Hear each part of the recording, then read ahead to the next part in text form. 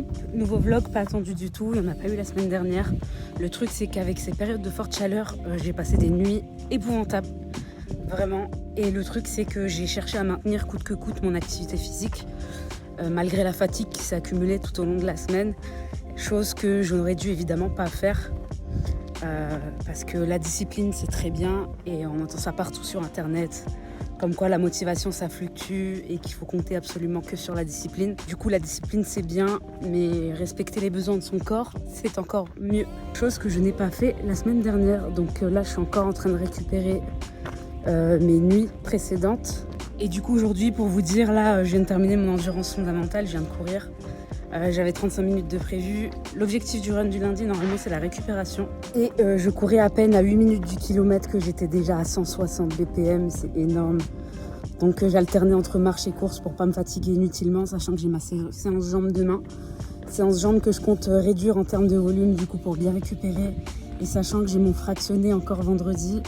Bref, j'ai des grosses séances qui m'attendent cette semaine, donc je préfère pas me fatiguer sur ce genre de séance aujourd'hui. Je trouve intéressant aussi le fait d'alterner entre le contenu, le genre de contenu que j'ai posté hier, du coup, sur pourquoi faire de la musculation quand on est une femme et qu'on a plus de 30 ans, et les vlogs, parce qu'on alterne du coup entre la théorie, entre ce qui serait bien de faire idéalement dans le meilleur des mondes, et les contenus vlogs du coup un peu plus authentiques, où là je veux montrer un contenu un peu plus imparfait, où je veux me montrer un peu plus vulnérable, où je veux montrer finalement que l'idéal ça reste toujours de faire de son mieux en fonction de son environnement, de son quotidien et des aléas de la vie. Du coup là je suis désolée si le son, l'image n'est pas au top, c'est juste parce que je filme avec mon téléphone et que je trouve intéressant de vous partager mes pensées là tout de suite et de pas attendre de rentrer chez moi et que finalement j'oublie ce que j'ai à vous dire. Donc là je suis justement sur la route pour rentrer. On va prendre tranquillement comme d'habitude la collation post-run. Du coup là cette semaine côté nutrition, je suis toujours aux alentours des 2000-2100 calories. J'ai pas prononcé mon déficit calorique comme je voulais le faire. Chose que je vais faire à la rentrée. Là le but c'est de souffler. J'ai eu une année quand même à la fois difficile et fructueuse. En termes de défis, en termes de challenge, en termes de perte de poids. Et en plus, il y a eu mon anniversaire au mois d'août, il y a celui de mon frère également et celui de ma mère. Donc je ne me vois pas prononcer un déficit lors de ce genre d'occasion. Donc là, je vais souffler, je vais manger à ma faim, je vais bien récupérer, je vais bien dormir, du moins je vais essayer, en espérant qu'on n'ait pas d'autres périodes de forte chaleur. Parce qu'autant la journée, je le vis plutôt bien, mais les nuits sont extrêmement difficiles. Et je pense que c'est le cas pour tout le monde.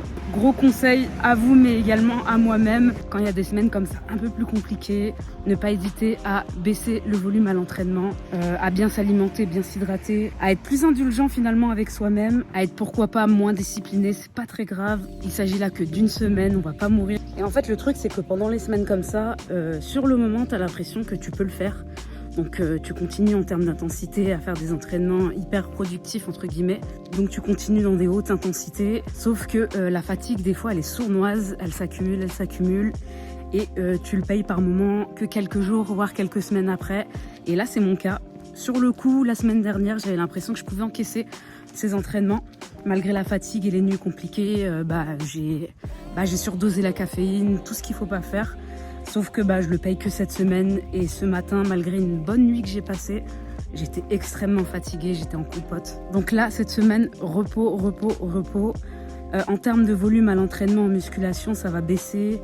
Et en termes de course à pied, je vais voir comment je me sens. Et puis à côté de ça, nutrition au carré comme d'habitude. Et par nutrition au carré, j'entends évidemment manger suffisamment. Bon là, je suis sur la route du retour.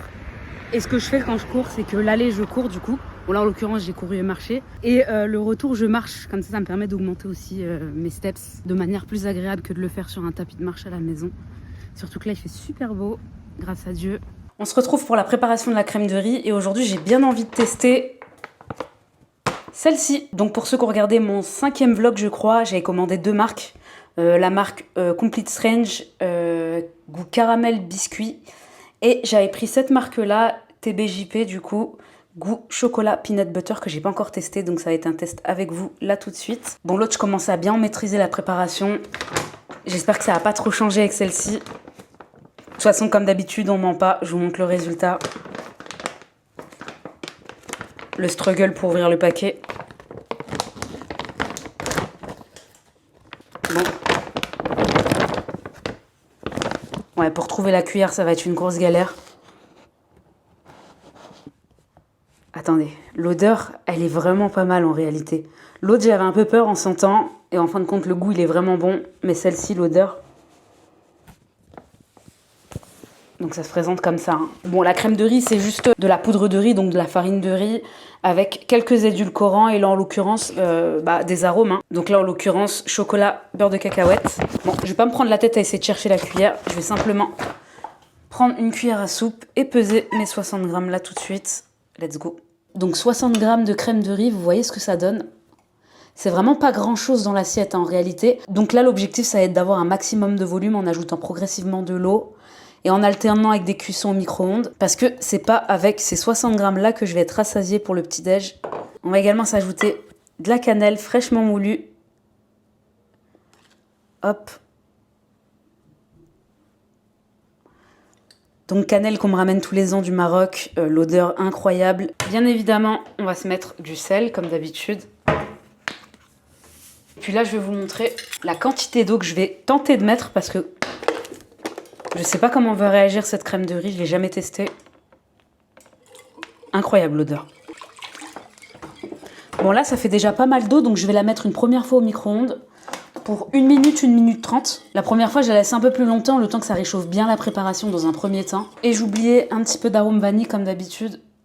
Donc là, ça commence déjà doucement à s'épaissir après 1 minute 30, 2 minutes. Je vois que c'est encore pas mal liquide, donc je vais la laisser encore un peu au micro-ondes. Donc là, vous voyez que je l'ai quand même laissé un peu trop cuire parce qu'on a un petit peu de grumeaux. J'aurais dû la retirer plus vite pour la mélanger, mais c'est pas très grave.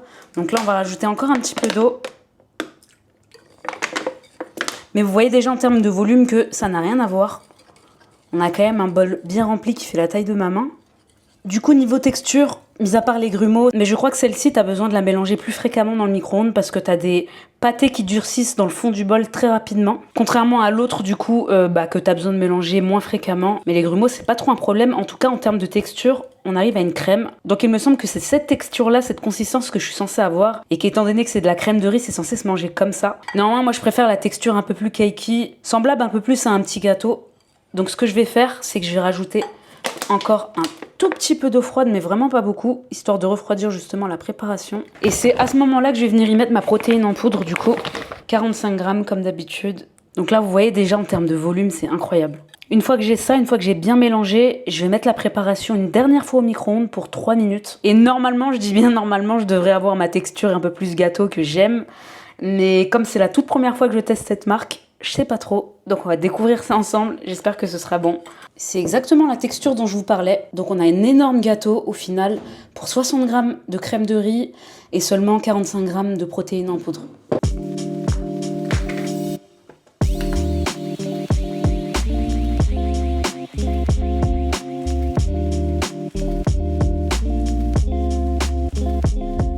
Bon du coup, on va tester ça ensemble. Elle est pas mauvaise, mais le souci c'est que comme j'ai mis la dose de cannelle, j'avais oublié que cette cannelle là, t'avais pas besoin d'en mettre beaucoup pour en sentir le goût. Du coup, on sent que ça dans la préparation, mais c'est pas pour me déplaire parce que j'aime beaucoup la cannelle. Néanmoins, selon moi, en termes de texture et de goût, la Complete Strange, elle est vraiment au-dessus. Donc c'est le sachet rouge que je vous avais montré, caramel biscuit pour le goût. Donc pour mes prochaines commandes, je vais rester sur cette marque-là. Pour la marque que je teste actuellement, il y a un goût que j'aimerais vraiment tester, c'est le goût chocolat blanc, noix de coco, qui apparemment est vraiment incroyable, donc je me dois de tester au moins une fois. Sinon, concernant ce que je vous disais tout à l'heure, je le savais déjà, mais j'en ai vraiment pris conscience au travers de là, mon expérience, que à quel point le sommeil c'est méga important. Et je le dis même pas que pour la fatigue, je le dis également pour ton système digestif qui ne fonctionne plus correctement dans ces conditions. Le niveau de stress qui explose, on a également la faim. Quand t'es fatigué, t'as vraiment très très faim tout le temps. Et je l'ai ressenti notamment hier. J'avais envie de manger toute la journée. Donc venez, on soigne encore plus notre sommeil à partir de maintenant. Là déjà cette nuit, on avait une nuit un peu plus fraîche. J'ai ouvert la fenêtre, ça faisait vraiment du bien. Et puis également la caféine. Ça aussi je le savais déjà. Surtout que moi, même si j'en prends depuis très longtemps, j'y suis vraiment sensible à la caféine pour le coup. Et là j'ai surdosé. C'était à la fois du Red Bull, à la fois booster pré-workout, mon gros café du matin. Pour bosser dans l'après-midi, je me rajoutais un espresso. Plus les Pepsi Max bien frais, parce que quand il fait chaud, ça fait du bien. D'ailleurs, les Pepsi Max, je le savais pas, je me suis renseignée. Mais dans un Pepsi Max, t'as l'équivalent d'un espresso. En fait, t'as encore plus de caféine dans les Pepsi sans sucre que dans les Pepsi sucrés. Donc voilà, c'est bon à savoir. Et du coup, j'ai aussi un nouveau combo pré-dodo en termes de compléments alimentaires. Ce que je fais environ 1h30, 2 heures avant de dormir, c'est que j'ai mon cocktail du coup collagène, glycine, créatine. Donc avant de dormir pour récupérer, c'est top. Que je bois en même temps qu'un cachet d'ashwagandha et un cachet de magnésium. Pareil, 2 compléments qui favorisent le sommeil. Et ce que je me fais, parce que ça c'est 1h30 avant de dormir, 1h30, 2 heures. Par rapport à ma routine, je sais très exactement dans quel timing je dois prendre ça. Mais ce que je fais là en plus, depuis 2 jours, juste avant de dormir, je me bois un cachet de mélatonine et un deuxième cachet d'ashwagandha. Et du coup, sur ces 2 dernières nuits, couplé aussi, on va pas se mentir, à des températures plus froides, qui sont plus agréables quand on dort, j'avais un sommeil beaucoup plus récupérateur. Donc combo mélatonine, ashwagandha, incroyable. Donc aussi, niveau activité physique, je vous mets le détail de mes activités de la semaine dernière. Juste ici. Comme vous pouvez le voir, 2 séances de muscu, j'ai pas eu le temps d'en faire 3. Mais par contre, ça a été des séances de muscu très longues, presque 2 heures je crois pour ma séance du mardi. Et du coup, j'ai fait 2 full body, donc j'ai travaillé 2 fois tout le corps. Et avec toujours mes 3 séances de course à pied, une séance récup beaucoup plus courte le lundi comme d'habitude, comme celle d'aujourd'hui. Mon fractionné le vendredi et en ce moment, je suis dans un cycle VMA. Donc c'est des fractionnés vraiment qui sont très énergivores, où j'ai besoin d'un peu plus de récupération que d'habitude et c'est pour ça que le samedi, j'ai pas voulu m'entraîner. Donc le samedi, je suis censée faire ma 3e séance musculation bonus. Là, je me suis abstenue de le faire. Déjà parce que je dormais pas bien, mais en plus de ça, j'ai voulu récupérer pour le coup. C'est au moins ça de prix la semaine dernière en termes de récupération. Et j'ai ma séance longue du dimanche, donc je le rappelle, séance longue, ça veut pas dire que je fais nécessairement 20 km, ça veut juste dire que c'est la séance la plus longue de la semaine et qui se veut être de plus en plus longue au fil des semaines. Donc l'idée, c'est que le dimanche, je cours de plus en plus.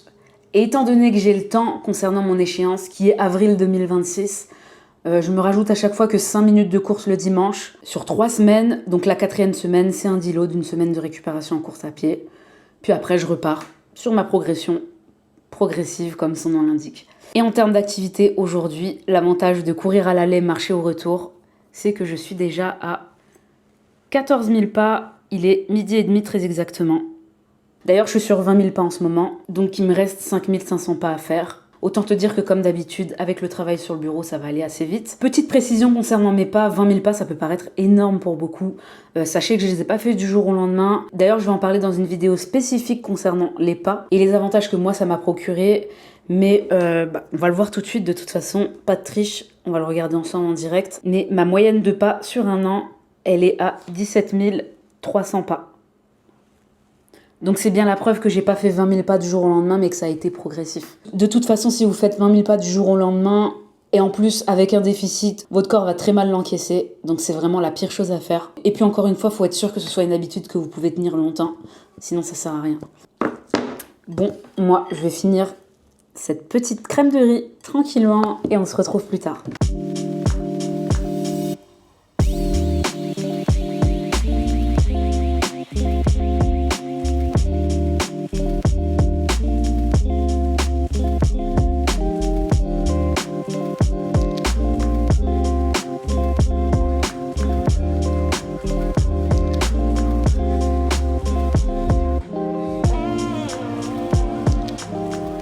On se retrouve aujourd'hui, mardi 19 juillet. Du coup, je reviens de ma séance jambes. Et là, aujourd'hui, il n'y avait pas trop de monde, donc j'ai pu vous filmer quelques rushs que j'ai juste ici et que je vais pouvoir commenter tout en vous les montrant. Mais du coup, aujourd'hui, on est sur un premier exercice que j'ai ajouté il n'y a pas très longtemps, c'est le hip thrust. Ça paraît étonnant pour une femme, mais auparavant, j'avais jamais fait d'hip thrust. Et je l'ai intégré parce que je trouve que c'est un des meilleurs exercices qui existent pour contrer la sédentarité, pour contrer les effets néfastes de la sédentarité ou pour contrer les séquelles qu'elle nous a laissées. Je parle dans mon cas parce que je suis plus trop sédentaire aujourd'hui. Mais les nombreuses années que j'ai passées dans des jobs de bureau ont provoqué quelques dégâts dans ma posture que je paye encore aujourd'hui. Donc comme je vous le disais dans ma vidéo sur pourquoi faire de la musculation quand on a plus de 30 ans et quand on est une femme, en réalité quand on a plus de 30 ans tout court, quand on est sédentaire, on va provoquer peu à peu une faiblesse de tous les muscles de la chaîne postérieure.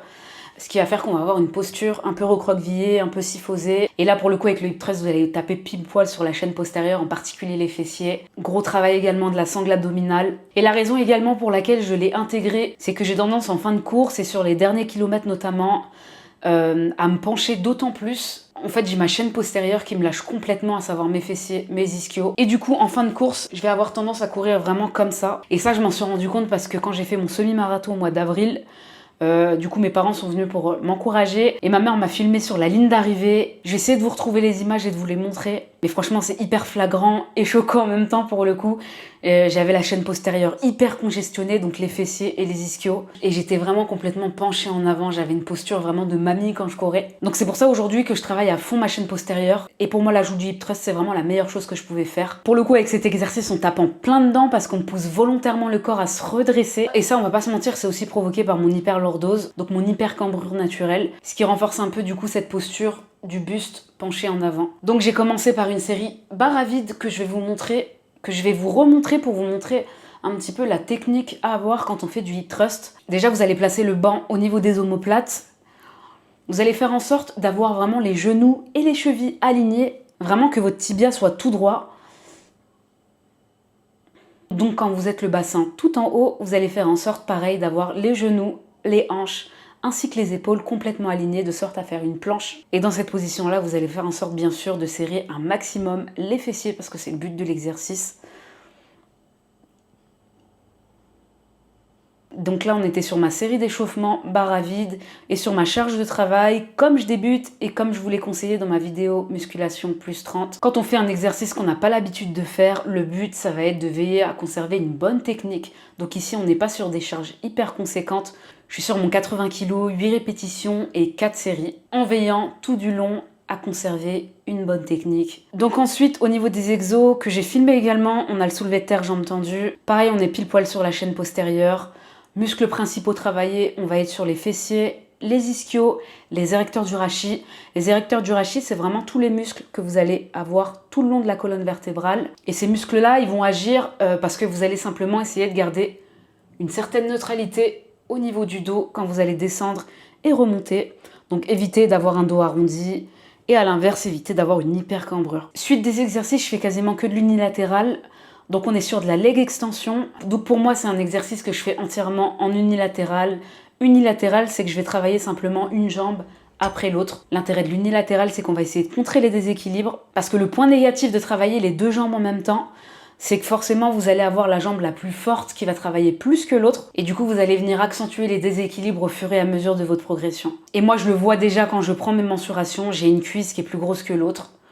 Et je le ressens également dans mes exercices, j'ai une cuisse qui est plus forte que l'autre. Donc si vous voulez venir essayer de rééquilibrer tout ça, je vous conseille vraiment de privilégier l'unilatéral à la salle de sport. Et au niveau de la charge, vous allez vous baser sur la jambe la moins forte. Donc leg extension, quadriceps, unilatéral. Les curls, donc ça va être l'inverse, le boudin en dessous des chevilles pour venir travailler l'arrière des cuisses.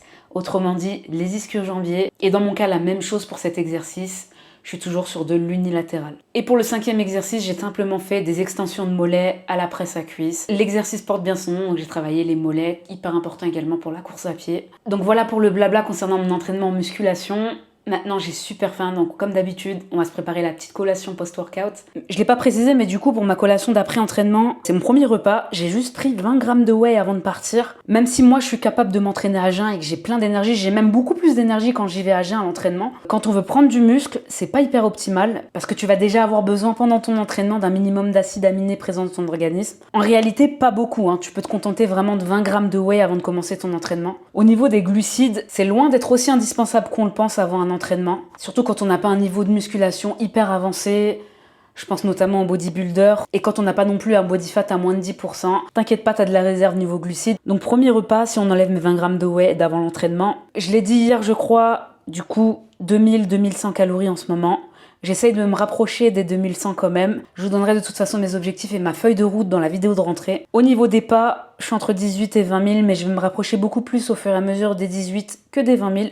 Parce que je me rends compte que 20 000, c'est largement faisable en termes d'habitude, c'est pas le problème. C'est juste qu'à 20 000 pas, j'ai du mal à récupérer. Et je pense que si je faisais pas de course à pied à côté, ce serait beaucoup plus simple niveau récupération. Mais la course à pied, c'est déjà très énergivore, que ce soit à la fois musculairement au niveau du bas du corps et nerveusement tout simplement. Donc quand je me tape soit une séance jambes, soit un fractionné, soit une sortie longue, et que dans la journée même, je dois faire 20 000 pas, ou même le lendemain pendant mon jour de repos, en fait, c'est assez difficile. Et vous allez me dire, entre 18 et 20 000 pas, il n'y a pas grand-chose qui change, et je vous assure que si, même 2 000 pas, ça change énormément. Parce qu'à 18 000 pas, j'avais pas la fatigue que j'ai actuellement à 20 000 pas, et notamment au niveau de ma récupération du bas du corps. Donc 18 000 pas, c'est vraiment l'objectif que je vais verrouiller à partir de maintenant, du coup, jusqu'à une durée indéterminée.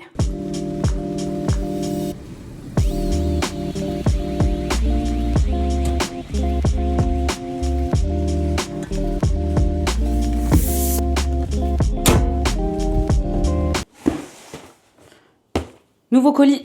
Du coup, comme d'hab, on va déballer ça ensemble. Et aujourd'hui, c'est ma commande santé. Donc avec, bien évidemment, les oméga 3. Deuxième anti-inflammatoire de ouf, la curcumine. Celle-ci, elle est labellisée, donc c'est vraiment pas mal. Ça, c'est en cadeau. Une dose de créatine. C'est toujours ça de prix. D'habitude, je la prends en poudre. Là, elle est en gélule. En ce moment, il y a une offre pour, je crois, 60 € ou 70 € d'achat. Ils t'offrent, en l'occurrence, ce shaker et une cure de créatine. Donc, c'est assez cool. Et puis, complément santé également. Super bien emballé, bien évidemment. La vitamine D que je prends pour ma part absolument toute l'année, sachant que les besoins sont hyper individuels. Ça dépend d'énormément de choses et je sais que ça dépend aussi de ton ethnie, de tes origines. Étant d'origine nord-africaine, j'ai des besoins un peu plus importants. Et d'ailleurs au niveau de la posologie, là ils préconisent combien de gouttes, je vais vous dire. 3 gouttes, moi j'en prends 6. Parce que 3, je ressens absolument aucun effet. Et à partir de 6, je le ressens directement au niveau de ma vitalité au quotidien. Et puis, j'ai pris ces petites barres longue distance en prévision des sorties longues qui m'attendent. Donc, comme je vous l'ai dit, en ce moment, mes sorties longues, elles sont pas si longues que ça. Mais l'objectif, c'est de les rallonger au fur et à mesure, vraiment tout doucement. Et quand je vais arriver à plus d'1h30 de course, ça va être hyper intéressant d'emmener ça avec moi, histoire de me ravitailler tout simplement en glucides.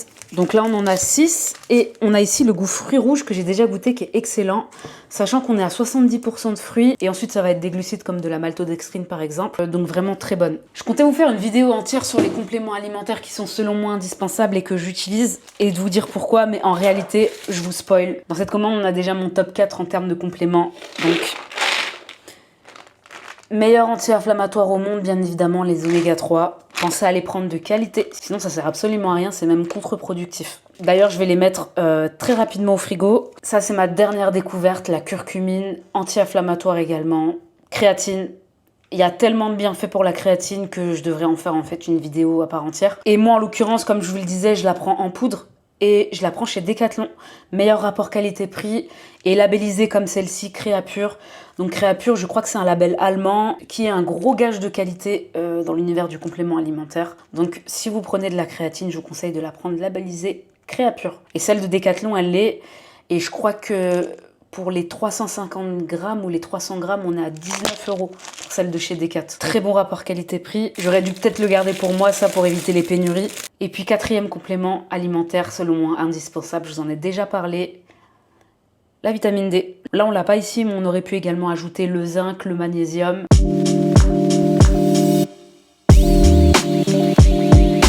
Devinez qui a la crève today.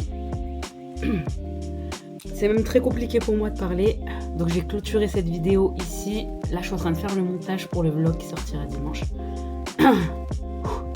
C'est bien une bonne crève, ça permet de remettre les idées en place. J'avais tendance à ruminer ces derniers jours parce qu'il y a beaucoup de choses qui se déroulent pas comme prévu dans ma vie. Et dans ces moments-là, on oublie qu'on est en bonne santé et qu'on se doit d'être reconnaissant pour ça. Mais le fait de tomber malade, là, ça nous le rappelle. Donc relativisons d'être en bonne santé au quotidien. Prenons soin de nous. Allez, on se revoit dans la prochaine vidéo. Prends soin de toi comme d'habitude.